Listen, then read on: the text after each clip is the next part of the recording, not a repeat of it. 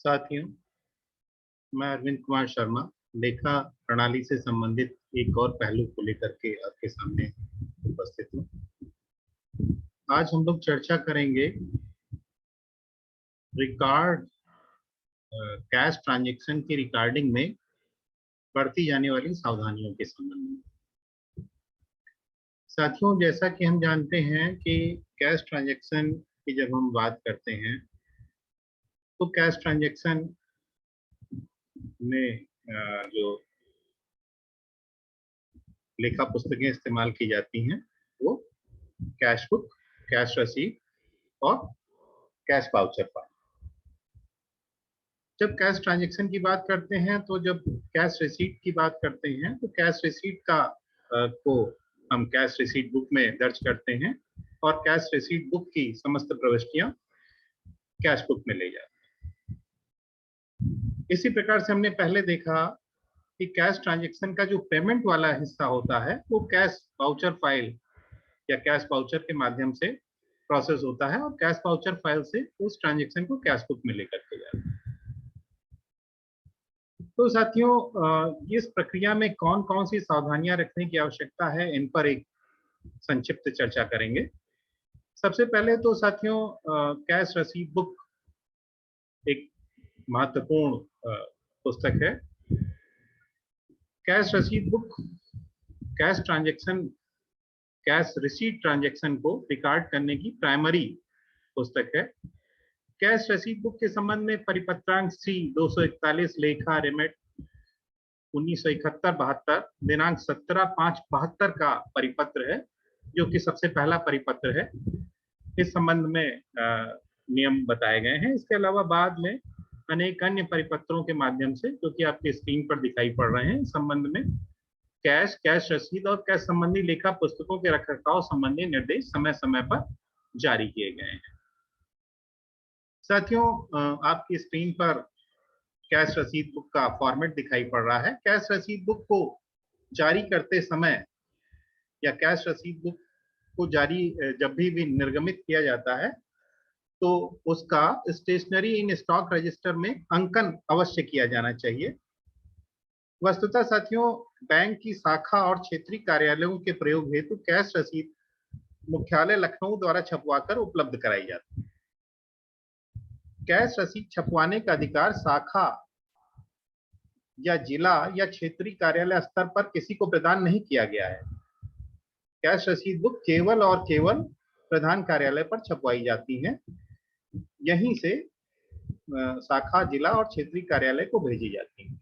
जो भी रसीद बुकें मुख्यालय से शाखा, जिला और क्षेत्रीय कार्यालय को भेजी जाती हैं, उनका स्पष्ट अंकन प्राप्तकर्ता कार्यालय द्वारा स्टेशनरी इन स्टॉक रजिस्टर में तत्काल करना चाहिए और आंकिक अथवा आंकिक की अनुपस्थिति में जो भी वरिष्ठ सहायक शाखा अंकित हो, उसकी सुरक्षा में इन रसीद बुकों को रखा जाना चाहिए। इन सारी रसीद बुकों का रसीद प्राप्ति एवं निर्गमन पंजिका बनाकर क्रमानुसार प्रविष्टि कर ली जानी चाहिए। इस संबंध में यह भी ध्यान रखना चाहिए कि जो भी रसीद बुक प्रयुक्त की जाए, उसके प्रयोग की समयावधि का भी पूर्ण विवरण उसी रजिस्टर में दर्ज किया जाए और इसका सत्यापन शाखा प्रबंधक से अवश्य कराया जाए। साथियों, जब भी रसीद बुक हम प्राप्त करते हैं और इसके बाद रसीद की प्राप्ति निर्गमन पंजिका में प्रविष्टि कर लेते हैं, इसके बाद जब भी कोई रसीद कैशियर को जारी की जाती है कि कैशियर उस पर रसीद काटना शुरू करे, तो सबसे पहले संयुक्त हस्ताक्षर से रसीद पर एक प्रमाण पत्र का अंकन करना आवश्यक होता है। ये आवश्यक होता है कि रसीद को जब भी कोई रसीद आरंभ की जाए, आरंभ करने के पूर्व उस रसीद को गिन लिया जाए कि उसमें 100 रसीद डुप्लीकेट में उपलब्ध है कि नहीं उपलब्ध है। अगर उपलब्ध है तो इस प्रकार का प्रमाण पत्र, जो कि आपकी स्क्रीन पर दिखाई पड़ रहा है, इस प्रकार का प्रमाण पत्र कैश रसीद बुक के कवर पेज पर बैक साइड में, फर्स्ट कवर पर बैक साइड में अंकित किया जाता है ये प्रमाण पत्र इस प्रकार का होता है, सर्टिफाइड दैट दिस रसीद बुक कंटेन्स 100 रसीद इन डुप्लीकेट, या फिर प्रमाणित किया जाता है कि यह रसीद बुक 100 रसीद बुक 2 प्रतियों में धारित करती है। इस प्रमाण पत्र पर कैशियर और ब्रांच मैनेजर के संयुक्त हस्ताक्षर होने आवश्यक है। यह प्रमाण पत्र अंकित करने के बाद ही कैश रसीद बुक का जारी करना आरंभ किया जाना चाहिए। साथियों, कैश रसीद बुक जब हम आरंभ करते हैं तो एक जो सबसे महत्वपूर्ण बात है कि कैश रसीद जब भी किसी को जारी की जाए तो संयुक्त हस्ताक्षर से ही कैश रसीद बुक का निर्गमन किया जाना चाहिए। कैश रसीद बुक अनिवार्य रूप से कैशियर तथा शाखा अंकित के संयुक्त हस्ताक्षर से ही जारी की जाए। अगर किसी शाखा में शाखा अंकित कार्यरत ना हो तो वहां शाखा में जो सबसे वरिष्ठ सहायक शाखा अंकित होगा उसके संयुक्त हस्ताक्षर से रसीद बुक बारोवर्स को या अन्य किसी को जिसको भी रसीद बुक जारी की जा रही है उसको जारी की जाए।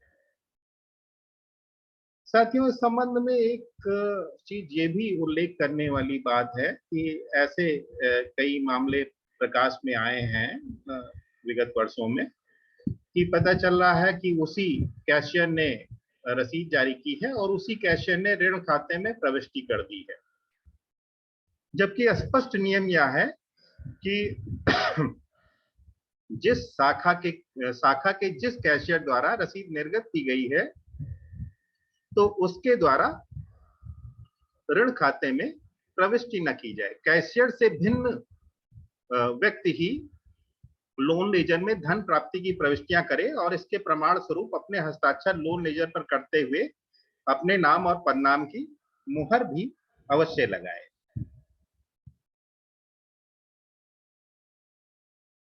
साथियों, रसीद बुक को जारी करते समय ये आवश्यक है कि जिस मद में रसीद काटी जाए उस मद के सम्मुख ही संबंधित धनराशि को अंकित किया जाए। यदि कोई मद रसीद पर नहीं छपा है तो रसीद के अंतिम भाग में खाली स्थान में मद का स्पष्ट उल्लेख करते हुए धनराशि दर्शाई जाए। रसीद पर कई मदों को जोड़कर एक साथ नहीं लिखना चाहिए, बल्कि जो भी रसीद में मदें उल्लिखित हैं उसके अंतर्गत ही धनराशि को दर्शाया जाए। इस संबंध में साथियों एक बात और भी ध्यान देने वाली है कि वसूली की धनराशि को सन्ड्री एडवांस में नहीं दर्शाया जाना चाहिए। साथियों, एक बात जो पहले भी मैं बता चुका हूं कि रसीद अवश्य हमेशा ही संयुक्त हस्ताक्षर से ही निर्गत की जाए। कभी भी सिंगल हस्ताक्षर से रसीद को निर्गत नहीं करना चाहिए और साथियों जमाकर्ता के भी हस्ताक्षर रसीद पर अवश्य ही प्राप्त कर लिए जाने चाहिए। इस संबंध में एक महत्वपूर्ण बात यह भी है कि रसीद को जारी करते समय डबल साइडेड कार्बन का प्रयोग अवश्य किया जाना चाहिए। बिना डबल साइडेड कार्बन लगाए हुए कोई भी रसीद जारी नहीं की जाए। डबल साइडेड कार्बन लगाने से ये लाभ है कि रसीद में किसी प्रकार की हेरफेर की गुंजाइश समाप्त हो जाती है। साथियों, जब हम रसीद जारी कर लेते हैं तो अगला कदम होता है रसीद की प्रविष्टियों को कैश बुक में दर्ज किया जाए। कैश बुक में दर्ज करते समय कुछ बातें जो खास तौर से ध्यान में रखी जानी चाहिए वो ये हैं कि मुख्यालय द्वारा भेजी गई कैश बुक में ही सभी नगद लेन देनों की प्रविष्टियां की जाएं। कैश बुक जब भी आप देखेंगे तो कैश बुक में आय व्यय दो पक्ष होते हैं। बाईं ओर का पक्ष वो आय पक्ष होता है जबकि दाहिनी ओर का पक्ष व्यय पक्ष होता है। तो जब भी आप प्रविष्टियां करें तो ये हमें ध्यान रखना है कि आय और व्यय पक्ष में प्रविष्टियां की जाएं। समस्त नगद लेन देन की लेखा प्रविष्टि कैश बुक में अवश्य ही की जाएगी। आपने पहले देखा कि समस्त लेन देन या तो कैश रसीद के माध्यम से होता है, कैश रसीद के माध्यम से जो हम रिसीव करते हैं, और जो पेमेंट करते हैं वो वाउचर के माध्यम से करते हैं, कैश पेमेंट वाउचर के माध्यम से। तो समस्त लेन देन की प्रविष्टियां अवश्य ही कैश बुक में दर्ज जरूर ही की जानी चाहिए। ये कैशियर का उत्तरदायित्व है कि समस्त लेन देन की प्रविष्टियां नियमानुसार कैश बुक में करते हुए कैश बुक को पूर्ण करें। ये कार्य दैनिक आधार पर किया जाना आवश्यक है। कैश बुक में आय पक्ष और व्यय पक्ष के लिए पृथक पृथक पृष्ठ होता है। इस संबंध में हम लोग पहले भी देख चुके हैं। आय पक्ष के लिए बायां पृष्ठ और व्यय पक्ष के लिए दाहिना पृष्ठ। साथियों, प्रत्येक दिवस आय पक्ष और व्यय पक्ष की गणना करते हुए आय में से व्यय को घटाते हुए अंतिम अवशेष निकाला जाता है, जिसे अंतिम अवशेष या क्लोजिंग बैलेंस कहते हैं।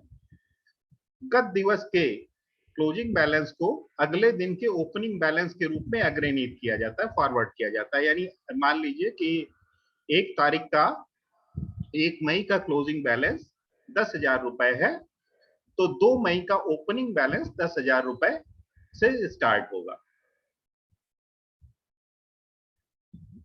साथियों, कैश रसीद की प्रविष्टियां बाएं पक्ष में की जाती हैं, जबकि पेमेंट वाउचर की प्रविष्टियां दाएं पक्ष में की जाती हैं। ये आप देख सकते हैं। कैश बुक में मदवार प्रविष्टियों का नियम है। आय पक्ष की मद आपको छपी हुई मिलेंगी, व्यय पक्ष की मद छपी हुई मिलेंगी। संबंधित मदों में ही प्रविष्टियां की जाएं। साथियों, जो इसमें सबसे महत्वपूर्ण बात है कि जो भी कैश बुक में प्रविष्टियां की गई हैं, उनका दैनिक सत्यापन अवश्य कराया जाए। कैशियर का यह उत्तरदायित्व है कि वो प्रतिदिन नियमानुसार कैश बुक पूर्ण कर अंतिम अवशेष पर हस्ताक्षर करे और अंतिम अवशेष का सत्यापन आंकिक अथवा उसकी अनुपस्थिति में वरिष्ठ सहायक शाखा आंकिक से कराकर प्रबंधक, वरिष्ठ प्रबंधक अथवा क्षेत्रीय प्रबंधक जैसी भी स्थिति हो से अवलोकित कराए और सत्यापित कराए। तो साथियों, इस प्रकार से कैश बुक की प्रविष्टियां हमने देखी। आगे की हम लोग जो वीडियोस होंगी उसमें और भी लेखा से संबंधित और अन्य विषयों से संबंधित मामलों में जानकारी हासिल करेंगे। साथियों, बहुत बहुत धन्यवाद। कोई भी प्रश्न हो तो आप उस संबंध में व्यक्तिगत संपर्क करके या हमारे YouTube चैनल पर क्वेश्चन करके पूछ सकते हैं।